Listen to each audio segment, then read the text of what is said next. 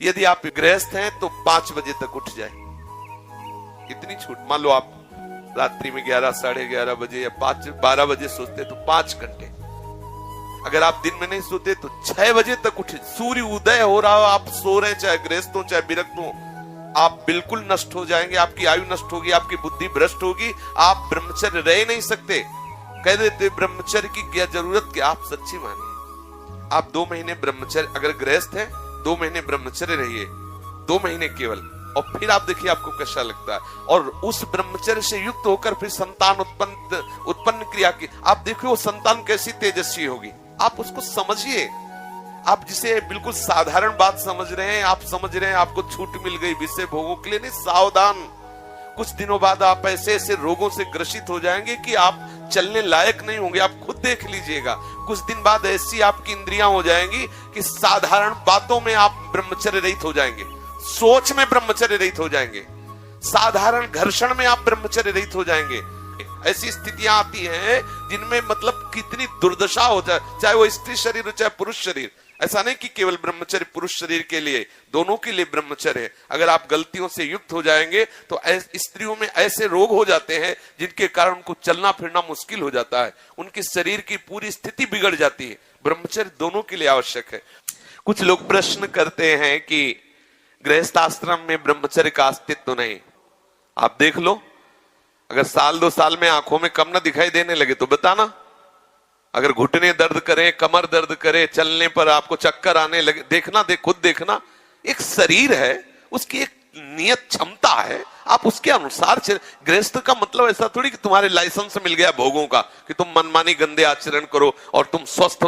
शरीर है तुम्हारा, कोई सोने चांदी का थोड़ी बना है। सोने चांदी का भी घिसोगे तो पतला जाएगा, वहां नष्ट हो जाएगा। भाई किसी भी चीज को इसका एक संयम है।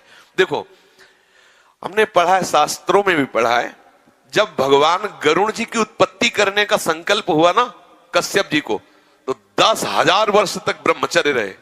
और फिर जब माता विंता के गर्भ में आधान किया तो अरुण और गरुड़ जैसे महापुरुष पैदा हुए। अगर आप 5 वर्ष ब्रह्मचर्य रहे केवल इसलिए कि जो हमारी संतान हो वो बहुत देशभक्त, हरिभक्त, बलवान, विद्वान, ज्ञानवान हो, और आप नियम से दोनों भजन करो, और 5 वर्ष बाद गर्भाधान करके संतान उत्पत्ति के शास्त्र सिद्धांत अगर वो महापुरुष न पैदा हो तो बताना। अब ये खान पान ठीक नहीं, आचरण ठीक नहीं, पवित्र नहीं हो, एक किसान भी खेती को सुरक्षित और तैयार करता है तो उसमें अच्छी फसल होती है। तुमने ब्रह्मचर्य को जाना ही नहीं, इधर उधर से हर तरह से भ्रष्ट आचरण, अब वो संतान कैसे हुई। अब देखो, हंसी मजाक की बात है, हम देखा गोदी में चश्मा लगा है, भगवान गोदी में है, शुगर है 500।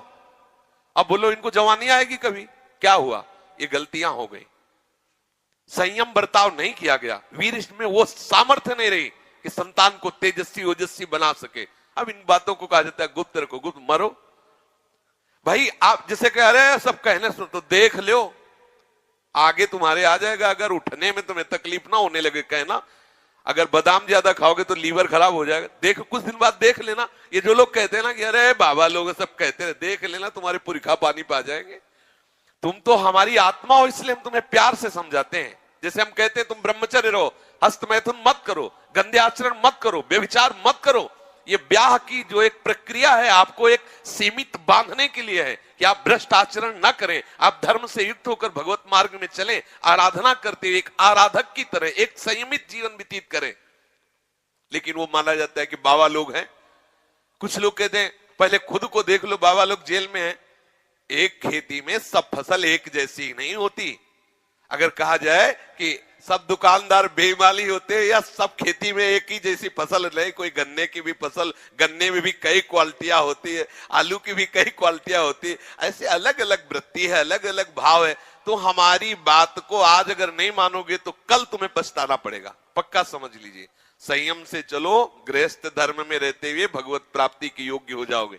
जब आपको ऐसा लगे आपके पास तो व्यवस्था है, लगा कि अब मैं नहीं रह सकता, तो भगवान ने आपको इसीलिए रास्ता दिया गृहस्थ का कि आप पति पत्नी मिलकर के काम पर विजय प्राप्त करें। इसलिए नहीं दिया कि आप भ्रष्ट होते रहे। समझिए, आपके पास किला है, किले की आड़ से आप अपने को बचा सकते हैं, लेकिन विरक्त मैदान की लड़ाई है। ये जो लोग कहते हैं ना कि गुप्त रूप से, नहीं, भूल न दें कुमार, ऐसा नहीं होता।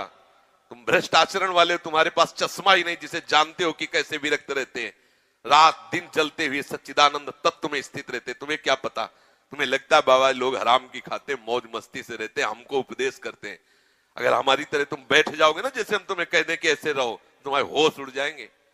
ऐसे तुम खिलवाड़ समझते हो क्या?